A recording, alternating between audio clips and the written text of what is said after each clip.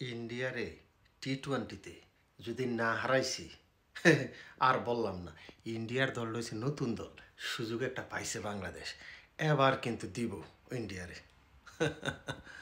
Maximum content creator এই ধরনের video বানাচ্ছেন, তাদের উদ্দেশ্যে কিছু কথা বলবো।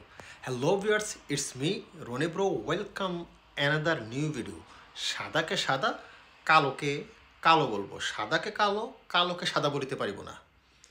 অলরেডি ইন্ডিয়া এবং বাংলাদেশের টি-20 সিরিজের জন্য ইন্ডিয়া তাদের স্কোয়াড ঘোষণা করেছে। স্কোয়াড ঘোষণা করার পরে আমাদের দেশের কন্টেন্ট ক্রিয়েটররা কিংবা ইন্ডিয়ার কন্টেন্ট ক্রিয়েটররা ভিডিও বানাচ্ছে কেমন হয়েছে স্কোয়াড, কে কে থাকতে পারে একাদশে, এইসব বিষয় নিয়ে। এখন কিছু ভিডিও আমি দেখলাম যে আমরা বাংলাদেশের যারা সাপোর্ট করি বা আমরা যারা বাংলাদেশি কন্টেন্ট ক্রিয়েটর আছি, তারা অতি উৎফুল্লিত হয়ে বলছেন যে ইন্ডিয়ান বিরাট কোহলি নাই, রোহিত শর্মা নাই, তারপরে হচ্ছে আপনার জাদেজা নাই, তারপরে হচ্ছে আশ্বিন নাই, তারপরে হচ্ছে জাসপ্রীত বুমরা নাই। এই সুযোগ 3-3 বাংলাদেশ জিতে যাব। ডিসকাশন করব এই বিষয়গুলো নিয়ে। আসলে কি বাংলাদেশ ইন্ডিয়ার এই নতুন দলটার সাথে জিততে পারবে, কিংবা ইন্ডিয়ার এই নতুন দলটাই বা কেমন হয়েছে, তাদের এক্সপিরিয়েন্স কি, সব কিছু নিয়ে ডিসকাশন করব। তার আগে বলে নিচ্ছি, আপনি যদি সাদাকে সাদা, কালোকে কালো বলতে পছন্দ করেন এবং শুনতে পছন্দ করেন, তাহলে এই ভিডিওটা আপনার জন্য। আর যদি প্রতিহিংসামূলক, রসালো, মিথ্যাচার এই টাইপের ভিডিও পছন্দ করেন, আপনি আমার ভিডিও থেকে এখনই চলে যেতে পারেন। সম্মানের সাথে আমি এই ধরনের কিছু বলবো না, আমি সাদাকে সাদা, কালোকে কালো বলবো। আর আপনি যদি পছন্দ করেন তাহলে চ্যানেলটা সাবস্ক্রাইব করবেন। ফেসবুক পেজ থেকে দেখে থাকলে পেজের লাইক এবং ফলো দিয়ে পাশে থাকবেন। আর ইউটিউব থেকে দেখলে সাবস্ক্রাইবের পাশাপাশি বেল আইকনটা বাজিয়ে দেবেন, যেন আমি ভিডিও আপলোড করার সাথে সাথে নোটিফিকেশন আপনার কাছে যায়। যদি শুরুতে আমি বলি, ইন্ডিয়ার লেজেন্ডারি যারা ক্রিকেটার, বিরাট কোহলি, রোহিত শর্মা, তারপরে জাদেজা, ওরা অলরেডি ওয়ার্ল্ড কাপে যখন জিতলো ইন্ডিয়া টি-20, তখনই ওরা অবসরের ঘোষণা দিয়ে দিয়েছে, রিটায়ারমেন্টে ওরা চলে গেছে। তারপরে ইন্ডিয়ান ক্রিকেট বোর্ড চিন্তা করলো যে সামনে তো আরও অনেক খেলা আছে ওদের, যার কারণে ভালো ভালো প্লেয়ার যারা টেস্ট ম্যাচও খেলছে কিংবা সামনে আরও অনেক ম্যাচগুলো আছে, তাদেরকে রেস্ট দেওয়া প্রয়োজন, বিশ্রামে রাখার জন্য চিন্তা করলো। এখন যে প্লেয়ারগুলো খেলবে বাংলাদেশের সাথে, এক কথায় ইন্ডিয়ার দ্বিতীয় সারির দল আপনি বলতে পারেন, বাট ওরা বি টিম কিংবা শক্তিমত্তার বিচারে অনেক বেশি পিছিয়ে, এই ধরনের মন্তব্য আমার মনে হয় ঠিক না আমার দৃষ্টিতে।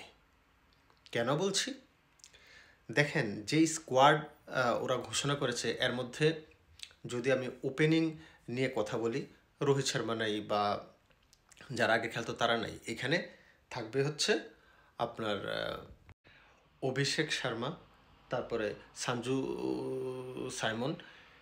এই যে অভিষেক শর্মা দিয়ে যদি আমি সবগুলো প্লেয়ার নিয়ে আমি ডিসকাশন করব না, ভিডিও অনেক বড় হয়ে যাবে। আমি দুই একটা এক্সাম্পল দেই, তাদের এক্সপিরিয়েন্স কিংবা তারা কোন লেভেলে খেলে আসছে। অভিষেক শর্মার কথা আমি বলি। অভিষেক শর্মা আইপিএলটা তার স্বপ্নের মতো গিয়েছে। যারা খেলা বোঝেন, খেলা নিয়ে ছিলেন, তারা হয়তো আমার কথার সাথে একমত হবেন। আইপিএলটা তার এক্সিলেন্ট গিয়েছে এক কথায়। সেই আইপিএলের পারফরমেন্সের কারণে সে কিন্তু ন্যাশনাল টিমে খেলার যখন সুযোগ পেল প্রথমবার জিম্বাবুয়ে সফরে, প্রথম ইনিংসে কিন্তু ডাক মেরেছিল 0 রানে। অভিষেক শর্মা আউট হয়ে গেছে কার সাথে? জিম্বাবুয়ের সাথে। দেখেন কামব্যাকটা কীভাবে সে করেছে। সেকেন্ড ম্যাচেই সে 46 বলে সেঞ্চুরি মেরে দিয়েছে। 46 বলে কিন্তু সে সেঞ্চুরি করে ফেলছে সেকেন্ড ম্যাচেই। সুতরাং তার ভিতরে কি পরিমাণ ক্যালিবার, কি পরিমাণ প্রতিভা আছে, তার মানে এগুলোর বর্ণনা করার কিছু নাই।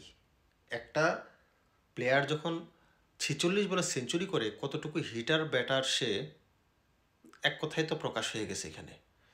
এখন তাকে পরবর্তীতে রেস্টে দেওয়া হয়েছিল যখন শ্রীলঙ্কা সাথে ওরা খেলতে গেছিল, কারণ ওরা এক্সপেরিমেন্ট করতেছিল, যেহেতু ওদের আমার কাছে মনে হচ্ছে যে লং টাইম একটা প্রসেস মেনটেন করার জন্য ওরা দেখতেছে কাকে রেখে কাকে খেলাবে। হয়তো 2026 সালের ওয়ার্ল্ড কাপের কথা চিন্তা করে দলটাকে সাজানোর ট্রাই করতেছে, যার কারণে নতুনদেরকে সুযোগ দিচ্ছে, নতুনদেরকে দেখাশোনা করে একটা টিম সেট আপ করবে। যার কারণে অনেকে যারা জিম্বাবুতে খেলেছিল তারা শ্রীলঙ্কা সফরে ছিল না, এটাই কারণ, তাদেরকে বাজিয়ে দেখা হচ্ছে। এখন যারা বলছেন যে রোহিত শর্মা নাই, ভাই অভিষেক শর্মা কোন দিক থেকে আপনার কাছে কম মনে হয়? সঞ্জু স্যামসনকে কার কোন দিক থেকে আপনার কাছে কম মনে হয়? মনে হয় কোনো দিক থেকে?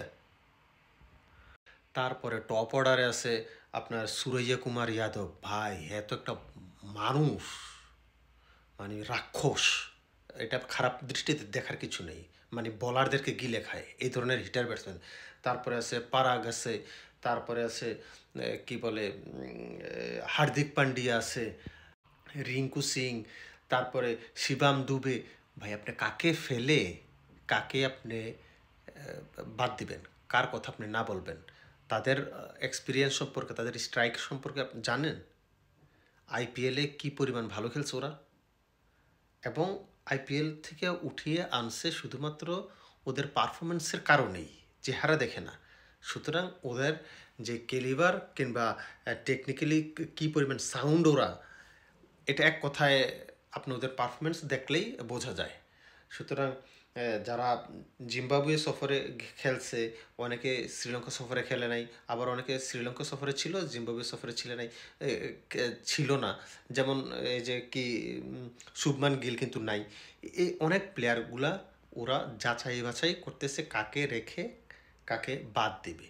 কিন্তু তার মানে এই না যে এটা দ্বিতীয় সারির মানে বি টিম, দ্বিতীয় সারির টিম ঠিক আছে, কিন্তু ওদের এক্সপিরিয়েন্স ভাই যথেষ্ট পরিমাণে ভালো, যথেষ্ট পরিমাণে ভালো। যারা বলতেছেন যে এই সুযোগ বাংলাদেশের ইন্ডিয়াকে কুপকাত করার, ইন্ডিয়াকে হারানোর, তাদেরকে বলবো তাদের স্ট্র্যাটেজি সম্পর্কে আপনার ধারণা নেই, তাদের ক্যালিবার সম্পর্কে আপনার ধারণা নেই। খেলা একটু কম বোঝেন, খেলা একটু রিসার্চ করেন, কারা কয়টা ম্যাচ খেলছে, কত স্ট্রাইক রেটে ব্যাট করেছে, এবং কত ওদের রান, কত টোটাল গড় রান, টোটাল রান কত, বেস্ট রান কত, এগুলো একটু দেখবেন কথা বলার আগে। যদি একটা ভিডিও বানান ঠিক আছে, আপনারা আশাবাদী ভিডিও বানান ওকে, কিন্তু আপনি তাদের গড়গুলো দেখেন, দেখার পরে ভিডিওটা মেক করলে আমার মনে ভালো হবে, একটু জানাশোনা হইলো, পড়াশোনা হইলো। এনিওয়ে ইন্ডিয়ার যে টিম করেছে আমার কাছে মনে হয় যে যথেষ্ট পরিমাণ শক্তিশালী টিম ওদের। আর বাংলাদেশ যে টিম সেটাও মোটামুটি খারাপ না, টেস্টের তুলনায় বাংলাদেশ টি-20তে ভালো, টেস্টের তুলনায় ভালো। বাংলাদেশের সবচাইতে ফার্স্ট পজিশন হচ্ছে ওয়ানডে ক্রিকেট বাংলাদেশ ভালো খেলে, তারপরে খেলা হচ্ছে টি-20, তারপরে হচ্ছে টেস্ট। সুতরাং আমি মনে করি যে টেস্টের তুলনায় বাংলাদেশ টি-20তে ভালো করবে। 3টা ম্যাচের ভিতরে হয়তো একটা ম্যাচ আমরা জিতার সম্ভাবনা আছে, এটা আমি পার্সোনালি মনে করি। যে যেখান থেকে দেখেছেন ভিডিওটা যদি আপনার ভালো লেগে থাকে, যদি সাদাকে সাদা কালোকে কালো শুনতে পছন্দ করেন, শেয়ার করতে ভুলবেন না, কারণ আপনাদের একটি শেয়ার, আপনাদের কমেন্ট, আপনাদের লাইক আমাকে অনেক বেশি উৎসাহিত করে আরেকটি ভালো ভিডিও বানানোর ক্ষেত্রে। আর অনেকেই ইনবক্স করেন ভাই নতুন ভিডিও দেন, নতুন ভিডিও দেন। আমি যদি দিনে 3টা 4টা ভিডিও দেই বা 2টা ভিডিও দেই, ভিডিওর কোয়ালিটিটা, ভিডিওর কন্টেন্টটা ঠিক থাকবে না, ভালো থাকবে না, শক্তিশালী থাকবে না। ফাউল বিষয় নিয়ে ভিডিও বানিয়ে লাভ নেই, যার কারণে আমি ভিডিও বানাই না। আমি ভিডিও বানাই যেটা একটা ভালো কন্টেন্ট, একটা স্ট্রং কন্টেন্ট, সেইটা নিয়ে একটা ওজন লাগবে, তো একটা কথা বলবো একটা বিষয়ের সাবজেক্টের যদি ভারী না হয় ওই সাবজেক্টটা, ওইটা নিয়ে কী কথা বলবো বলেন? তবে আমি ট্রাই করবো আরও বেশি ভিডিও দেওয়ার জন্য। আপনাদের ভালোবাসা, আপনাদের উৎসাহ নিয়েই এগিয়ে যেতে চাই ইনশাল্লাহ। সাদাকে সাদা কালোকে কালো বলবো, এই চ্যানেল একদিন 1 মিলিয়ন সাবস্ক্রাইবার হবে শুধুমাত্র আপনাদের ভালোবাসায়। আরেকটা কথা, আমি একমাত্র কন্টেন্ট ক্রিয়েটর বাংলাদেশি যাদের 90% ফ্যান ফলোয়ার ইন্ডিয়ান। ভালো থাকবেন, ভালোবাসা দিয়ে যাবেন, আমি ভালোবাসার প্রতিদান দিব।